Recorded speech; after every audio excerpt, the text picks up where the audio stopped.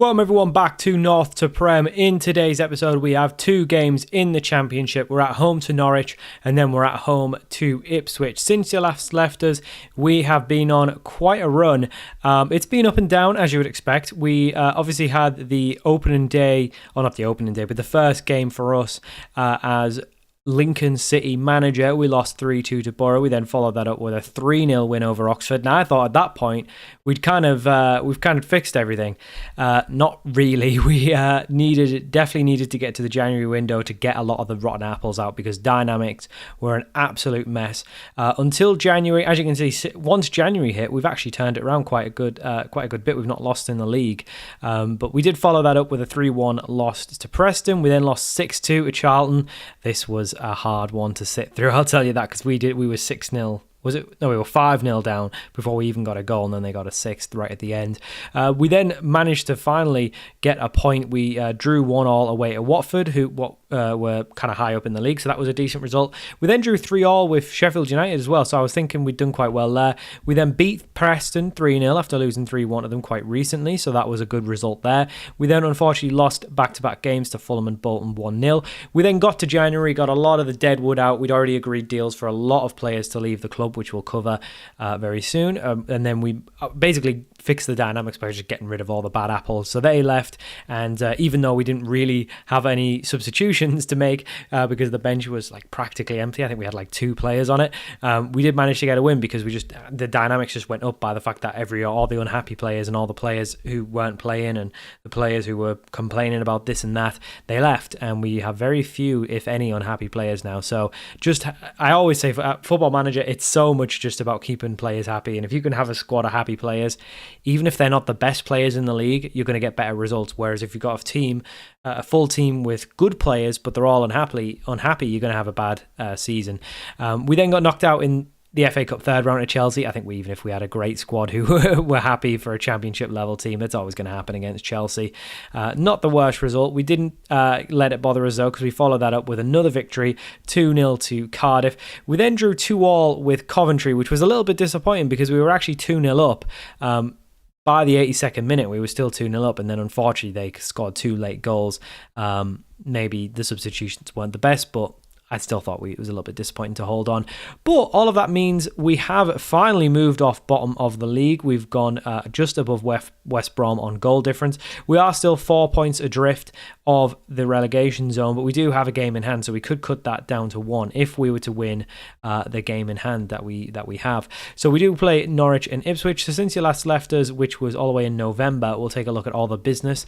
We'll do all of the outgoings because there is a lot of them. So from here down, so we've had a couple of young players go out on loan. A backup goalkeeper went to Macclesfield on a free. I'm just going to go through these really quick because most of these lads you don't even know because we've barely even talked about them. But Walker went to Plymouth for 50k, just not good enough, as you can see. Like a National League, he was showing us League One, which is showing you how bad our coaches are, how bad our scouts are compared to coaching, because he's actually National League level, or maybe it's the other way around.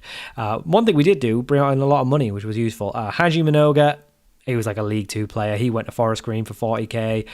Jack Moylan, a winger, Irish winger, was out on loan at Shamrock, came back during just before the window, sold him to Forest Green for 450,000. So not a bad deal there, actually, because he's a League Two player, so that's a decent fee for him.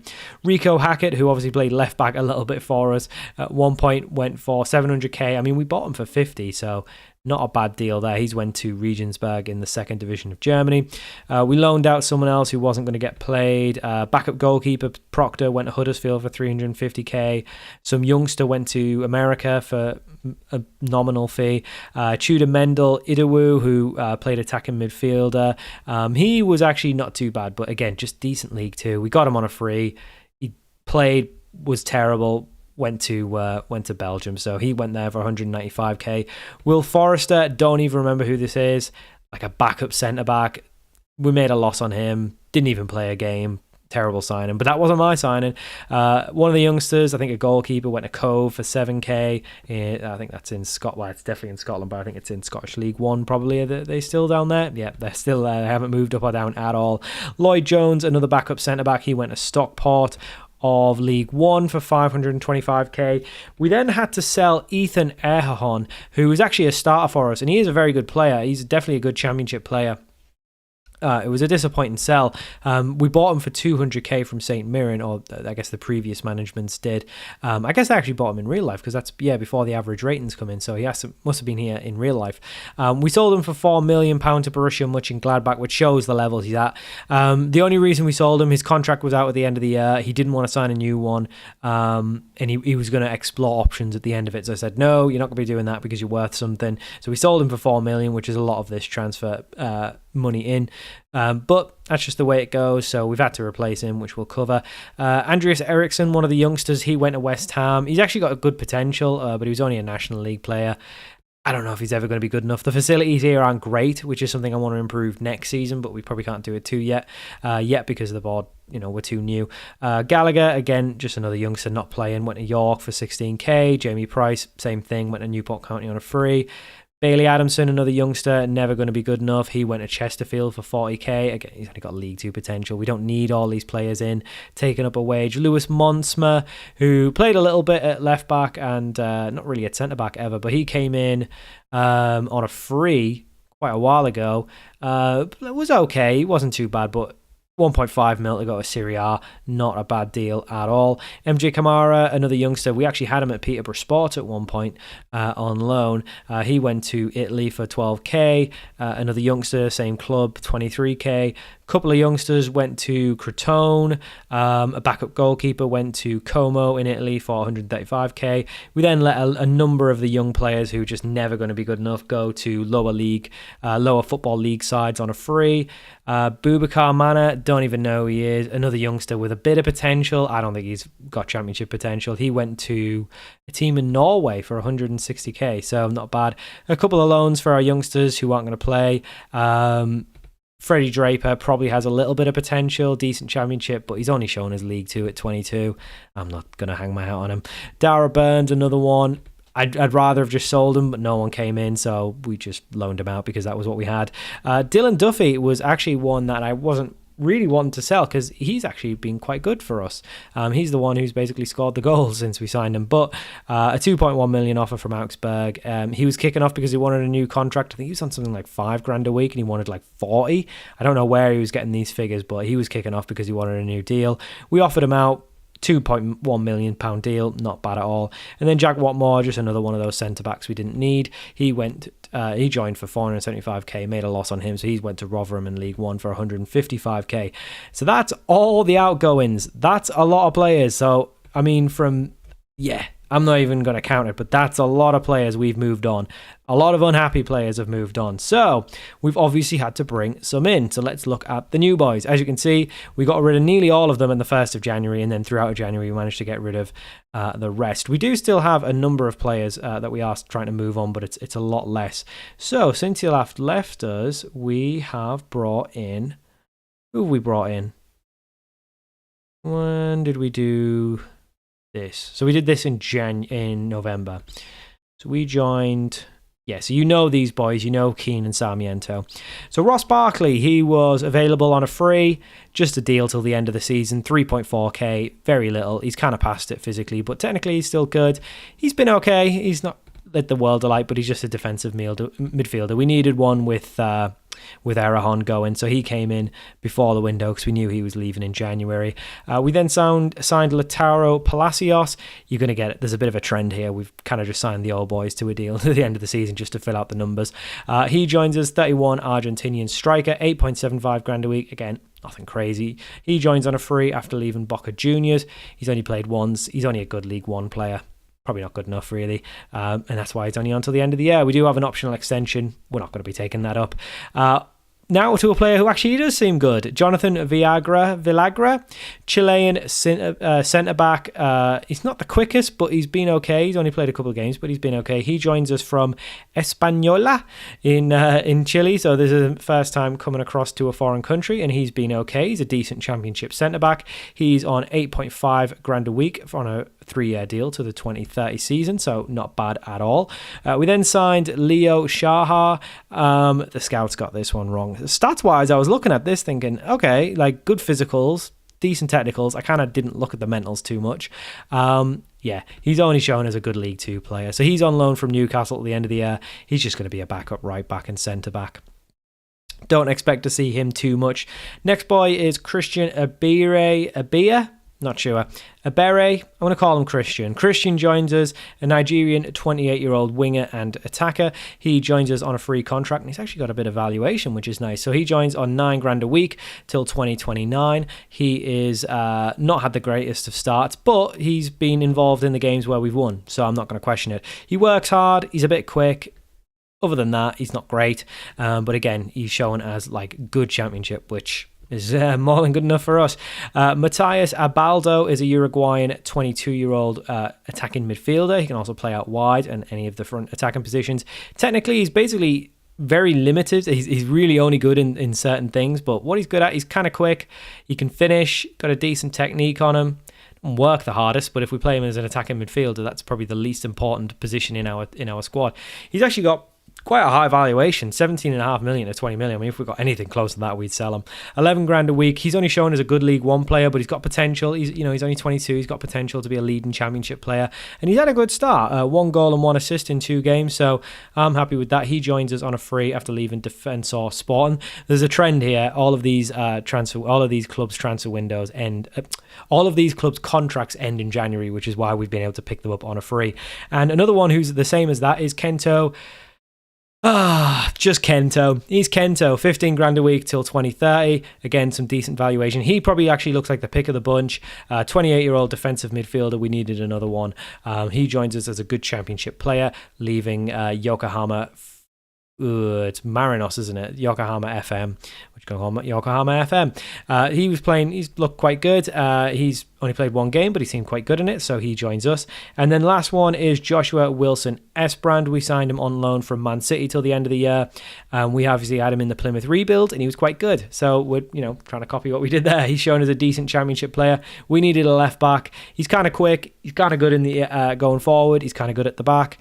Pretty much what we need, someone to just be a little bit good at both, because we've got Ruffin, who's not really that good at either.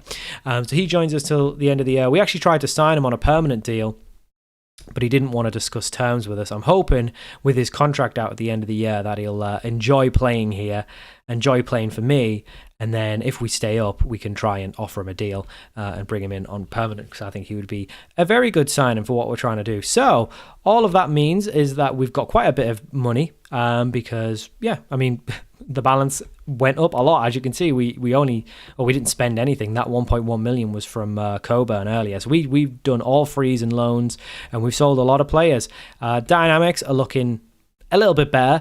Cohesion's not great because most of the players haven't played together. It's mostly just because of the high turnover now, but as you can see, the issues list is much less. And Sean Ruffin wants a new deal. He's not getting a new deal. He's not good enough, and he wants a lot of money. Managerial spot's okay. This will improve. I mean, form's actually been okay. So once the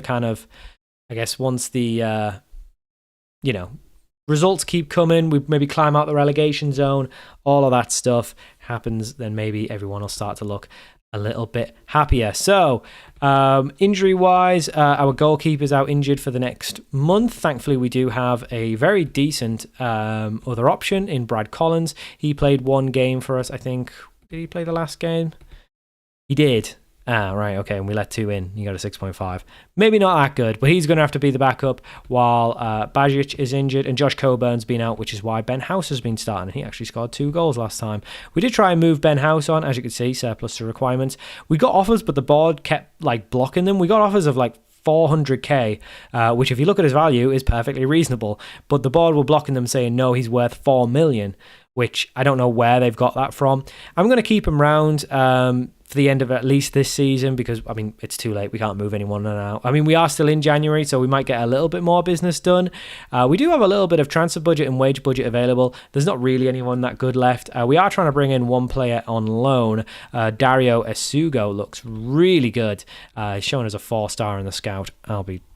I'll be surprised if he's 4-star, but we're going to try and loan him in for the season because we need another defensive midfielder.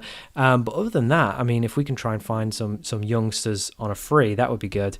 But not on a free, sorry, youngsters on cheap deals, then maybe we could do something. But for now, I think we're happy with what we've got. We're doing okay. We've done very well, I think, to turn the form around with what we've got. We're starting to look a lot better in the league. This is two tough games, Norwich and Ipswich, kind of mid-table, Norwich pushing for playoffs. So it is definitely tough, but I think we're okay. I think we're doing a lot better. So if we can hopefully try and gel the new players in, I mean, it's a lot better than this. So, we were rock bottom, absolutely miles away when we took over. So the fact that we're even in touching distance coming into the second half of the season shows how much improvement we've got. But we still got some work to do. We still need to get out the relegation zone, and hopefully we can do that in today's episode. So for our first game of the episode, we are at home to Norwich. I've noticed the home form's actually been a lot better than the away form. The away form's when we tend to let in the goals. We've actually got a couple of clean sheets at home, so hopefully we can do that today as well. But this is going to be tough.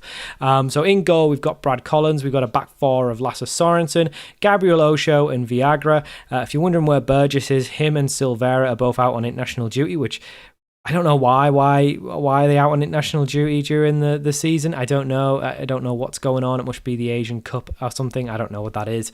But yeah, I mean, he's our best centre-back and he's not been available all month, so that's definitely not been good. But we've actually been okay without him, so I'm not going to be too worried about it. So he's going to Osho's going to partner with Viagra. I think when he comes back, I'm going to have Viagra a partner in Burgess, but we'll see how we go.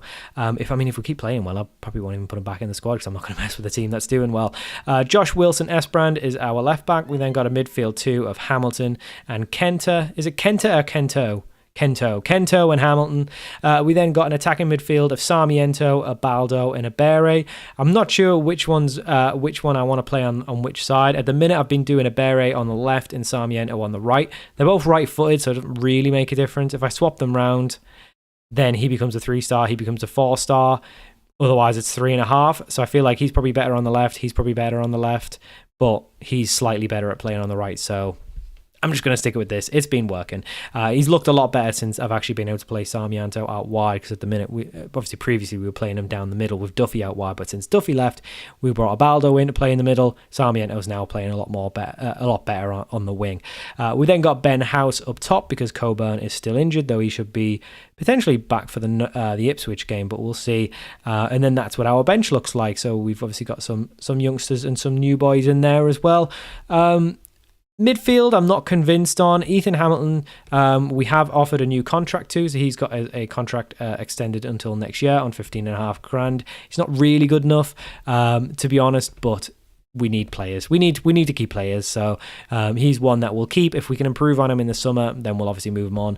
Otherwise, we'll keep. The other one who's got a new deal, deal was expiring, was Lasse Sorensen. He's actually really good, so I really don't mind him. He's actually been probably one of the best players, to be honest, since I've took over. I mean, look at his stats. He works really hard. He's quite fit. He's perfect for the system we want to play, and he's got a big valuation. We have given him a pay rise. I think he was on something like $8,000 a week. He's up to $17,000 a week, but it's a deal till 2030. We've got him locked down for his best years now. So, and I think he's good enough to get you promoted really at right back, at least playoffs. So I think it's good to have that position kind of locked down for the next few years here. Obviously, our contract's only till 2028, so we need to keep the team up this year and then impress next year to even get a new deal. But I'm sure we will at least impress enough. But we've got two tough games here. So Norwich first. I don't know what to expect because we've been so up and down, and obviously that's to be expected when you're fighting relegation. But we do seem to have turned the corner. But this is obviously quite a difficult game. And Ben House slowly becoming a little bit of he might have actually changed my opinion on him, because he was very much a player who I really didn't want. I really didn't fancy, and I much preferred the look of Coburn because he just seemed much more physical, a bit more of a goal scorer. I know he hadn't scored, but he did start to score once we brought him in, once we were brought in, sorry. But Ben House just seems like a perfect pressing forward. He just works really hard. I just don't know if he's got the finish in, but he did score 2 in the last game. One of them was a penalty, so keep that in mind. But he did score in the last game, which is something we have lacked doing. But Sarmiento on the right-hand side, can he create something? Plays it into Sorensen, who's brought down, and we have got a penalty. There's no VAR in the Championship, apparently. I thought there was, for some reason. I don't know why I thought there was. I just assumed there was. But Ben House, with the penalty, a chance to make it another goal. And I mean, Ben House is probably our top goal scorer now with 6, which shows you how poor this team's been in front of goal all season. But maybe he's not so bad. Maybe we should be looking to incorporate him at some point, because I was trying to move him on. So maybe Ben House is the one I got wrong. But if we do win this game, we are just a point outside the relegation zone. So like I say, if we can win both games today, we probably move out of the relegation zone. We do seem to be a lot better as Sarmiento gets on the end of it, but didn't really put the power behind it to worry the Norwich goalkeeper too much, as Norwich do look to get themselves back in the game. One thing I've noticed is the defence has probably looked a little bit worse since we took over, but the attack's much better. And Hamilton has give away a penalty, so they gave away a penalty on one end, and we've went and done it on the other. Can Brad Collins be a hero? We really need him to be a hero. And he doesn't be a hero. He's not a hero. It's 1-1. Valentin, what is he doing in the Championship? Unless I'm thinking of someone else. He's way too good to be playing in the Championship. Maybe that's why he's at Norwich, who are probably one of the favourites to go up, probably. I mean, even a draw this game wouldn't be bad. We'd put us, 3 points into to the getting out of the relegation zone. I mean, it's quite tight. You look at the bottom. There's no one. I mean, we were the ones that were falling away, but we've obviously brought that back up. So if we can just kind of keep the form we're going on, I think we'll get out of it. It's really just maintaining it. I don't expect us to win every game, and we probably will lose games. We definitely are not as strong of a team as we were when we were obviously managing Peterborough Sport. Obviously, that was a really strong team in National League North and a semi-strong team in the National League. I don't think we were even that strong in League Two. I don't know why we were in such great form, but we have not carried that form over to this club. But we're doing okay. I think, given the circumstances, we've actually done really well so far. I do just think if we don't get, I just think we're doing good against the teams around us, which I guess is the important part of a relegation scrap.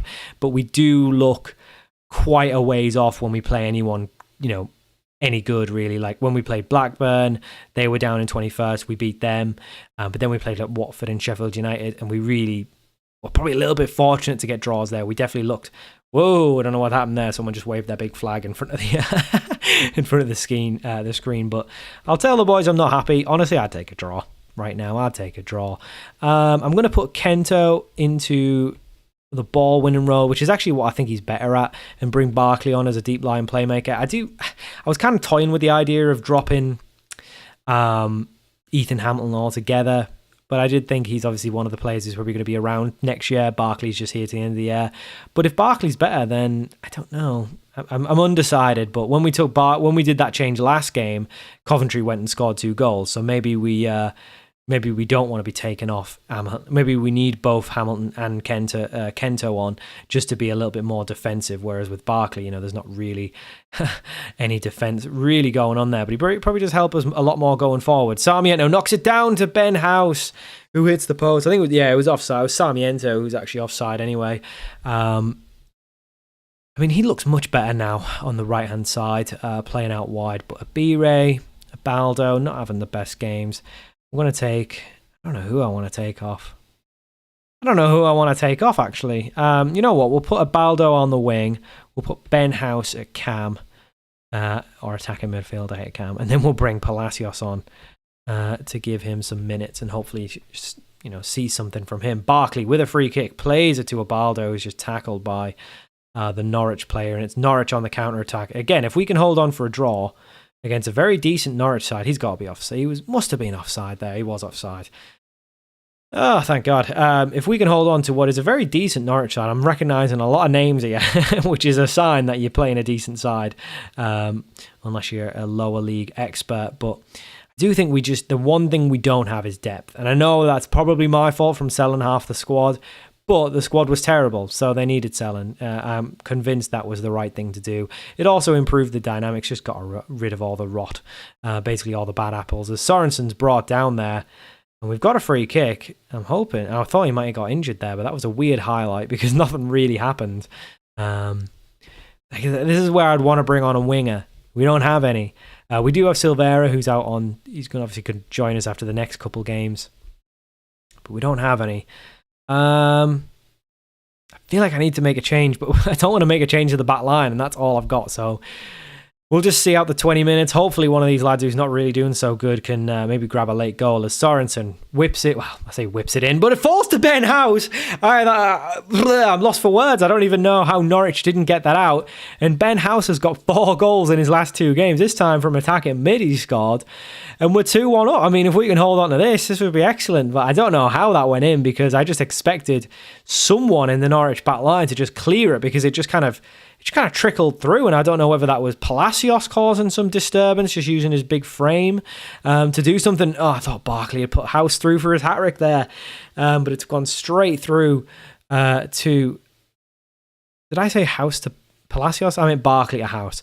Anyway, went straight through to Norwich. But we do have another chance as House has played through, but it's a poor ball in the end. And Norwich looking to counter, but Osho doing some great work. And Palacios has played through by Ben House. And Palacios has got his first goal for the club. It's Lincoln 3, Norwich 1. I mean, this has really came out of nowhere. This is very much the reverse of what happened in the Coventry game. We were leading the Coventry game really well, and then they just went and scored 2 late goals to equal it back up and take away our 3 points and make it just a point. But in this game, I would say Norwich have probably been the better side, really. I mean, we've looked okay. We've looked probably equal, maybe.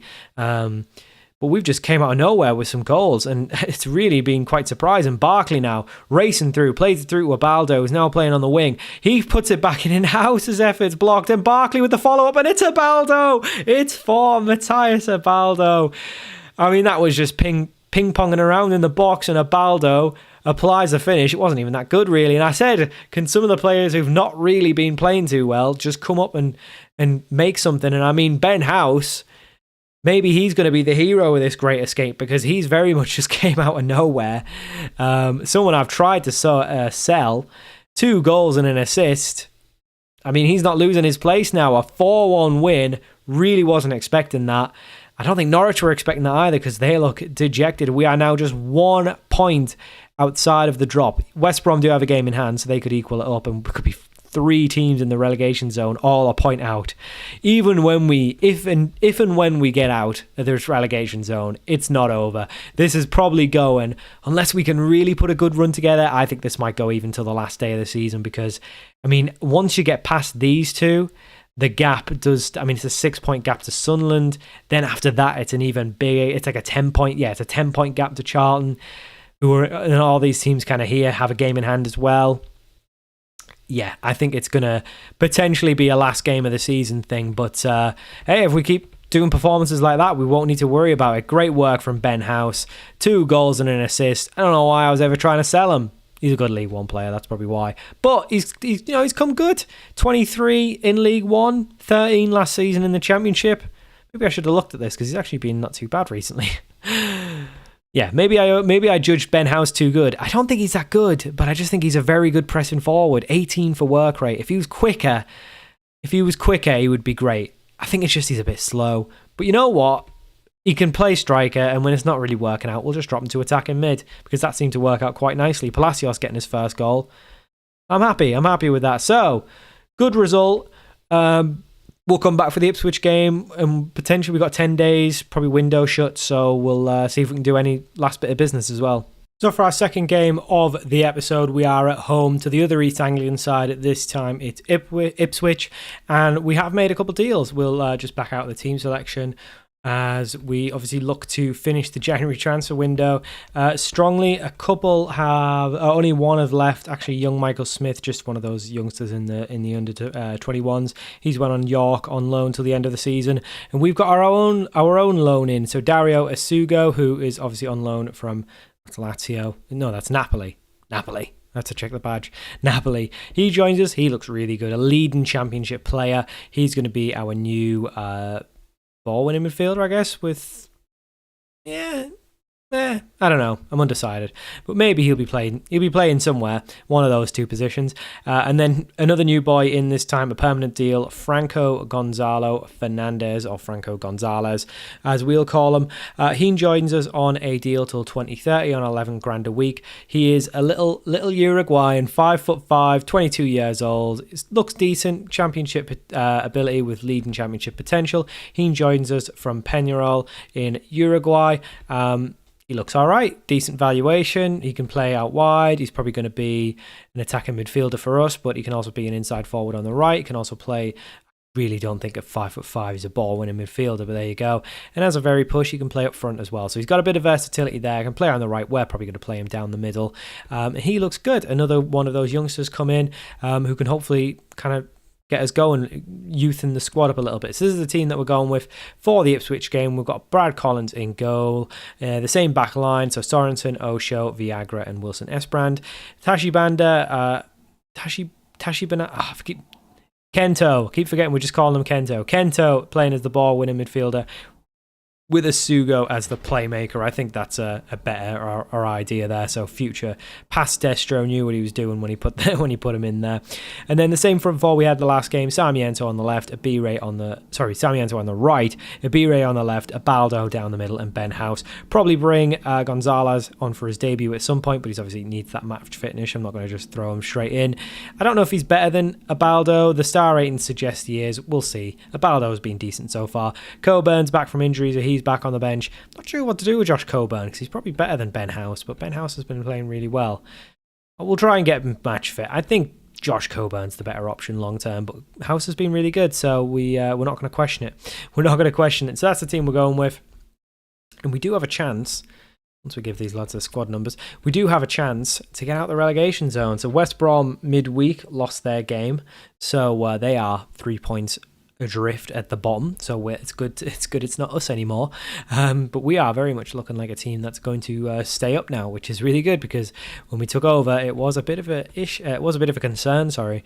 We weren't actually going to be able to do the objective, and I'm surprised it wasn't just to attempt void relegation. I keep saying it, but so a win here would put us on 27 points, which would knock Oxford down in the relegation zone. Obviously, this depends on how results go elsewhere, and we would fly out of it. But that all depends on us winning this game. It's obviously not the end of the season, so it's not all dependent on this game. We've got a lot of season left to play, but I think we've done some good business. Now, yes, a few of them are loans, so obviously we are just basically looking for people who can come in and do a job for us right now. We're not thinking long term. We're just thinking basically survive this season. As Sorensen whips in there and Abaldo gets in front of his man, but his effort goes over the bar. We are very much looking like a better side these days, though, and even a draw here, Ipswich are mid-table, it's not a bad result. We just need to keep picking up points, and then hopefully we can get out of this relegation zone, and hopefully we can, put some wins together and start actually climbing out of it and creating a bit of a gap. But that is a little bit far away for now. We've still yet to get out of it, but it's just a matter of time, I think, because we are looking like a better side, and we haven't lost this month yet. We haven't lost in January, so if we could avoid defeat here, this is good. Well, as I say that, Ipswich score from the corner and make it 1-0. I was going to say if we could avoid defeat here, it would definitely make it the first month all season where we didn't lose a game, but that is definitely not how it started. Fortunately, Ipswich have gone one ahead here, and I thought after beating Norwich we might be able to come and beat Ipswich, but maybe not the case, as they look really good. As Jota there for Ipswich has a great effort, smashed against it. And don't forget, we've obviously got the players coming back after February as well, so this is not our best side. I think Burgess would come in for Osho. Probably Silvera probably doesn't get in the team, maybe on the left, I don't know. Or maybe actually play on the right and then put Sarmiento on the left. I don't know, we'll have to see how it goes. But we aren't out of this game yet. We're doing okay. We do need to start and actually create something, though. Not a great debut for Asujo. Doesn't look like he's created an awful lot. But Sorensen plays in Sarmiento down the right-hand side, who tries to whip it in, but nothing happens. And I think it actually took a deflection and hit the post. But unfortunately, nothing really too much came of it. But we've actually looked the better side. We've just really missed a finisher, which I thought Ben House was going to be that boy, but doesn't look like he is going to be. I'm going to get aggressive, tell them they've been terrible. We're going to bring Josh Coburn on. I think he's the better player. I know House has had a little bit of a purple patch, but I just don't like him. I just don't think he's a finisher. And I know that he scored a couple recently, but the annoying thing is a lot of the teams around us seem to be winning today, which really doesn't help us. West Brom, Oxford, they're all winning, which really doesn't help us. We really need those teams to continue the reason why they're in bottom of the league in the relegation zone. But Sarmiento on the right hand side, I mean, that's just, it's not the right option. You need to try and keep his head there and find a better option. But we haven't looked great, but hopefully we can get something. I mean, it was some late goals last time. I'm not going to hook anyone just yet. But maybe we could get some late goals here as well. We're going to bring Gonzalez on for his debut. Hopefully he can come on, be a bit of a hero, rescue us. A point even, that would be enough, just a point. Lasse Sorensen's looking tired, but we don't really have another right back. It's more of just makeshift right backs. Kento's not had the strongest games. I might bring him off in a second as well. But Ipswich do have a chance here as they're playing it forward, and nothing really came of it, but they've still got the ball. Looking for a better option. They do find it as Davis from the left-hand side whips it in. And Ipswich make it 2. And I guess we'll just make some changes now to try and get something out of this game. So we're going to bring Barkley on again. He can come on for Kento. And then we'll put Asujo as a ball winner with Barkley as the more attacking player. And we'll bring Shahar on the right. I think we've lost this game anyway, so we might as well give him a little bit of game time. But that's disappointing. Obviously at home, I thought we could maybe even just get a draw today. It's made worse by the fact that everyone around us seems to be winning. But again, this is not the last day of the season. A lot will change between now and the end of the season. I'm not too worried about it. And it seems like some of the teams of Oxford at least and not winning anymore because they're back down. So it's only 2 points. I think we'll be okay. We need to take this, we need to take results in isolation. We are still not a very good side. We are still gelling. There's a lot of new players. It's going to take time. It's not really time we have, but we've got enough time. We're not 3 games from the end of the season. We are, quite a number of games away. I don't know exactly what it is. 15 games, I think, something like that. So we've still got another third of the season to play. We've got Hollow at top of the league next. That's going to be a fun one to do off camera. So that's going to do it for today. When we come back, just seeing if we play anyone near the bottom end. I mean, we don't want to. We'll come back for the last 2 games. Anyone near the bottom end of the table? Not really. We already did Middlesbrough. Okay, we'll come back for Sunderland West Brom. Those seem to be 2 teams kind of near the bottom end of the table. So we'll play through from Hull to the Borough game, and then we'll come back for Sunderland West Brom. Then obviously, episode after, we'll play a couple more games and play the last 2 games of the season. So Sunderland West Brom when we come back, which should be a relegation scrap. I think we played a lot of just mid. We actually played quite a few good sides, mostly mid-table, but a couple of sides that are up there. Could be a tough month. But thank you for watching. Hope you enjoyed this longer episode of North to Prem, and I'll see you all for more very soon.